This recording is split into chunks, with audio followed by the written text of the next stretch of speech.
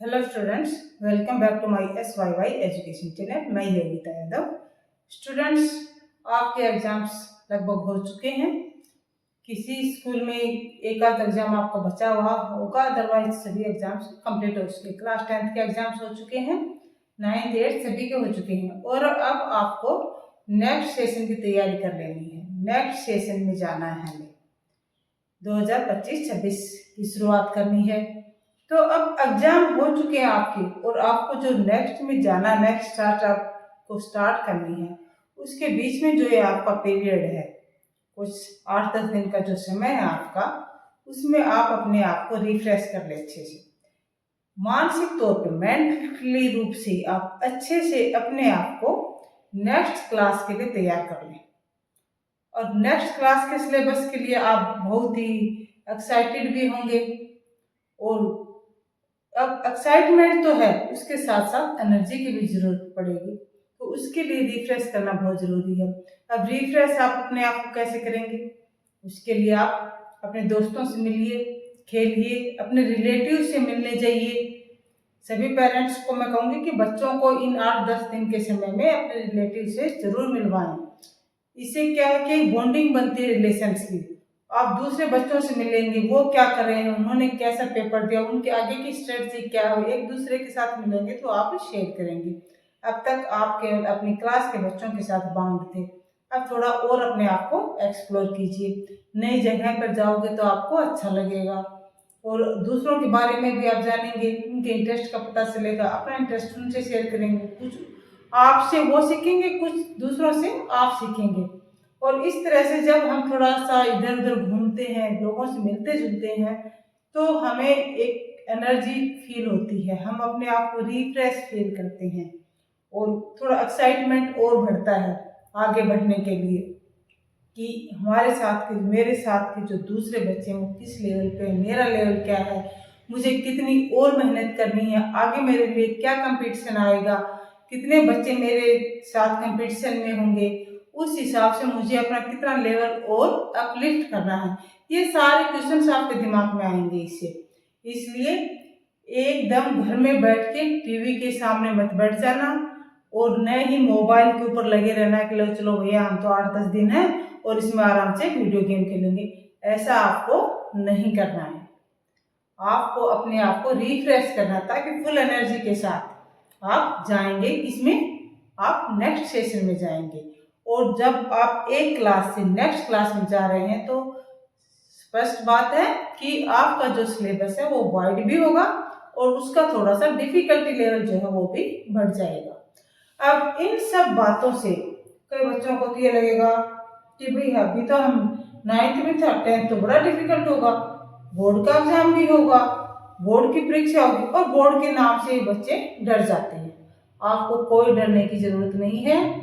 Difficulty level class wise बढ़ता जाता है, इसमें कोई दो राय नहीं है। बिल्कुल 9th के कंपेयर में आपका 10th का सिलेबस थोड़ा सा आपको डिफिकल्ट लगेगा, लेकिन वो उसी कंटिन्यूटी में है तो समझने में कोई दिक्कत नहीं होगी आपको बिल्कुल भी। बोर्ड का जो फोबिया है, डर है, उसे अपने दिमाग से निकाल दीजिए। जैसा आपका स्कूल का एनवायरनमेंट था, स्कूल में एग्जाम देते वक्त जैसा आप फील कर रहे थे, वैसा ही आप बोर्ड की परीक्षा में फील करेंगे।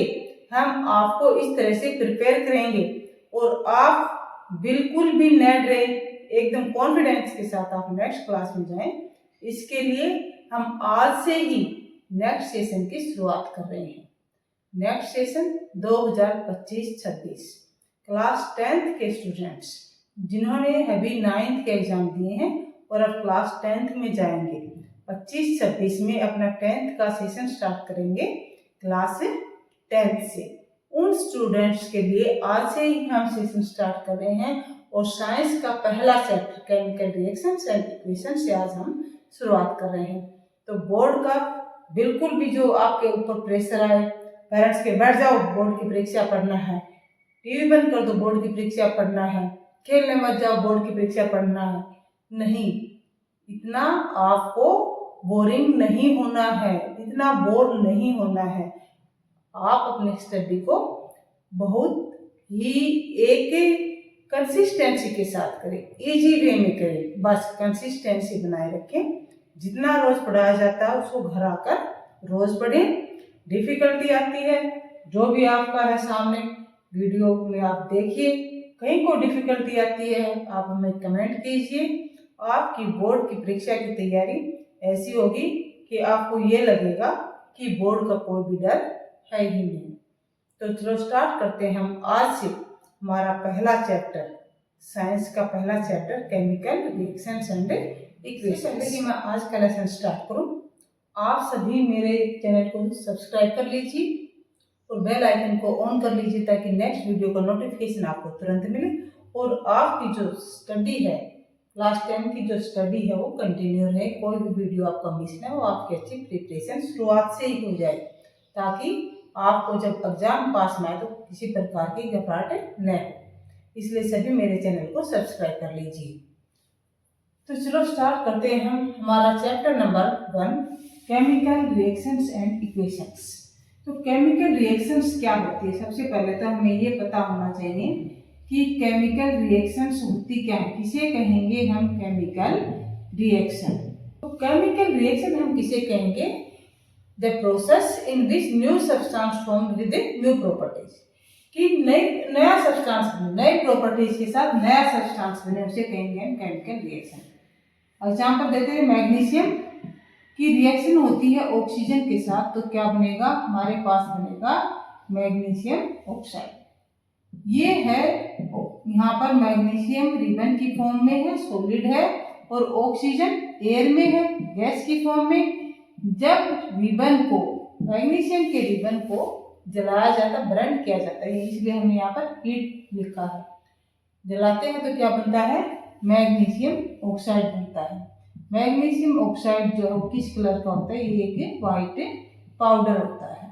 तो अब इस रिएक्शन में आप देखिए, पहले हमारे पास क्या था, मैग्नीशियम एक रिबन की फॉर्म में था, दूसरा क्या था, ऑक्सीजन गैस की फॉर्म में था। दोनों की स्टेट अलग अलग थी और जो नया जो प्रोडक्ट बना हुआ हमारे पास क्या बना है, एमजीओ मैग्नीशियम ऑक्साइड किस फॉर्म में है, व्हाइट पाउडर की फॉर्म में बना है। तो केमिकल रिएक्शन में जो इधर जो सब्सटेंस थे उनकी प्रॉपर्टीज चेंज हो गई है, जो प्रोडक्ट बना है उसमें उनकी स्टेट चेंज हो गई है, कलर चेंज हो गया है। अब जो केमिकल रिएक्शन है इसमें जो सब्सटेंस टेक पार्ट करते हैं, यहाँ पर इन सब्सटेंस में केमिकल रिएक्शन में टेक पार्ट किया है मैग्नीशियम एंड ऑक्सीजन, तो ये क्या कहलाएंगे, ये कहलाएंगे reactants. Substance which take part in chemical reaction are called reactants. और जो सब्सटेंस बना है, रिएक्शन होने पर जो सब्सटेंस बना है उसको क्या कहते हैं, उसे कहते हैं प्रोडक्ट। क्या बोलेंगे उसको, प्रोडक्ट। यहाँ पर एक भी हो सकता है और दो प्रोडक्ट भी बन सकते हैं, ज्यादा भी बन सकते हैं। तो जो रिएक्शन में पार्ट लेते हैं वो रिएक्टेंट्स कहलाते हैं और जो रिएक्शन का जो रिजल्टेंट में जो बनता है, जो नया सब्सटेंस बनता है उनको हम प्रोडक्ट्स कहते हैं।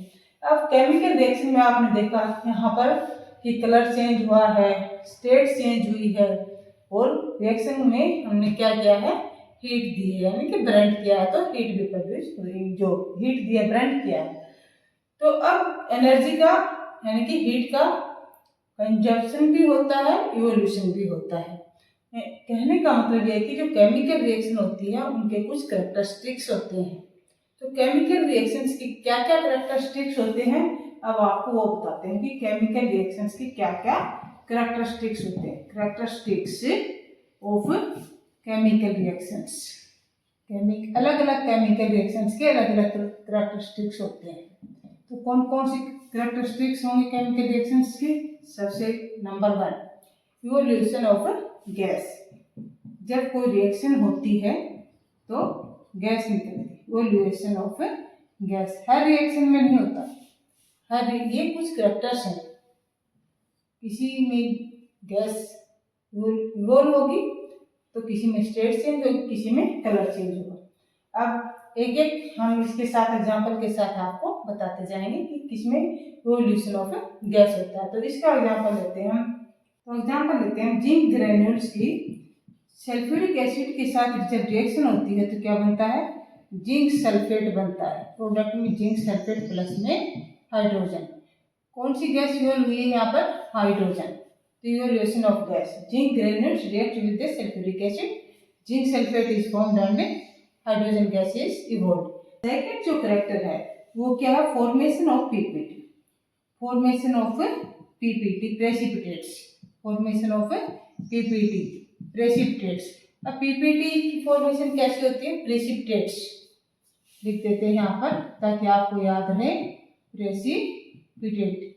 ये प्रेसिपिटेट क्या होते हैं, कैसे बनते हैं, जब दो सब्सटेंसेस का aqueous solution, aqueous solution means water में डिजोल्व सॉल्यूशन, दो सब्सटेंसेस के एक्वस सॉल्यूशन को जब रिएक्ट करवाया जाता है, रिएक्शन होती है उनके बीच में, तो एक जो सब्सटेंस होता है वो वाटर में सोल्यूबल नहीं होता है, तो उसके पीपीटी बन जाते हैं, वो सॉलिड फॉर्म में आ जाते हैं, उसे कहते हैं हम पीपीटी। अब इसका एग्जाम्पल लेंगे कि पीपीटी कब बनते हैं। पोटेशियम आयोडाइड, पोटेशियम आयोडाइड की रिएक्शन जब लेड नाइट्रेट के साथ करते हैं, ये PbNO3 इसका फॉर्मूला है, लेड नाइट्रेट के साथ रिएक्शन होती है तो क्या बनेगा, इसमें लेड आयोडाइड बनेगा। क्या बनेगा, लेड आयोडाइड प्लस में पोटेशियम नाइट्रेट। पोटेशियम आयोडाइड और लेड नाइट्रेट की जब रिएक्शन होती है तो हमारे पास प्रोडक्ट बनता है lead iodide and potassium nitrate. यहाँ पर lead iodide and potassium nitrate क्या है, प्रोडक्ट है, और ये जो पहला वाला जो है potassium iodide and lead nitrate ये क्या है, रिएक्टेंट है। इस रिएक्शन में हमारे पास लेड आयोडाइड बनता है सॉलिड फॉर्म में, ये सॉलिड फॉर्म में बनते हैं, येलो पीपीटी बनते हैं, येलो पीपीटी। यहाँ पर जो पीपीटी बनते हैं लेड आयोडाइड के, इनका कलर कैसा है, येलो, यानी कि रिएक्शन में कलर भी चेंज हो गया है और पीपीटी की फॉर्मेशन भी हो गई है, प्रोडक्ट जो सॉलिड फॉर्म में बना है। थर्ड कैरेक्टरिस्टिक है केमिकल रिएक्शन का, वो क्या है, change in colour, change in colour, change in colour. तो चेंज इन कलर का एग्जाम्पल वैसे तो हमारे सामने ये पहले वाले रिएक्शन में ही है। यहाँ पर लेड आयोडाइड जो बना है उसकी पीपीटी किस कलर के हैं, येलो कलर के, यानी कि कलर चेंज हो चुका है यहाँ पर, तो चेंज इन कलर भी हो रहा है, इसमें फॉर्मेशन ऑफ पीपीटी भी हो रही है।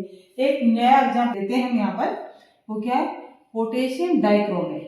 पोटेशियम डाइक्रोमेट से जब सल्फर डाइऑक्साइड गैस पास की जाती है, पोटेशियम डाइक्रोमेट से जब सल्फर डाइऑक्साइड गैस पास की जाती है तो सॉल्यूशन का कलर चेंज हो जाता है, सॉल्यूशन का कलर हो जाता है orange to green, orange to green हो जाता है। तो दोनों ही जो इक्वेशन है ये क्या शो कर रही है, दोनों जो रिएक्शंस है कि चेंज इन कलर।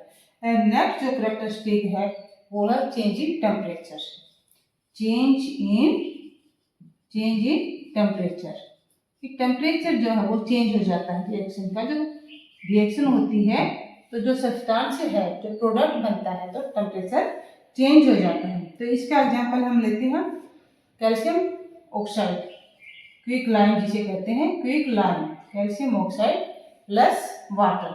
जब क्विक लाइम में वाटर ऐड किया जाता है, ये सॉलिड फॉर्म में है यहाँ पर, और वाटर तो लिक्विड होता ही है, आपको पता है, तो क्या बनेगा हमारे पास, कैल्शियम हाइड्रोक्साइड बनेगा, CaOH ट्वाइस। इसको स्लैक्ड लाइम भी बोलते हैं, और कैल्शियम हाइड्रोक्साइड इसका केमिकल नाम है।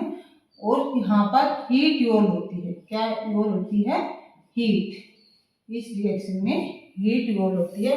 घरों में आपने देखा भी होगा, नहीं देखा होता आप करके भी देख सकते हैं कि ये जो कैल्शियम ऑक्साइड है, चूने का पत्थर बोलते हैं हिंदी में इसको, चूने का पत्थर, घरों में पुताई का काम करते हैं। आजकल तो पेंट वगैरह चल गया है और दूसरे केमिकल्स का यूज होने लग गया है, तो चूने के पत्थर का इतना डायरेक्टली यूज घरों में नहीं होता, पहले होता था।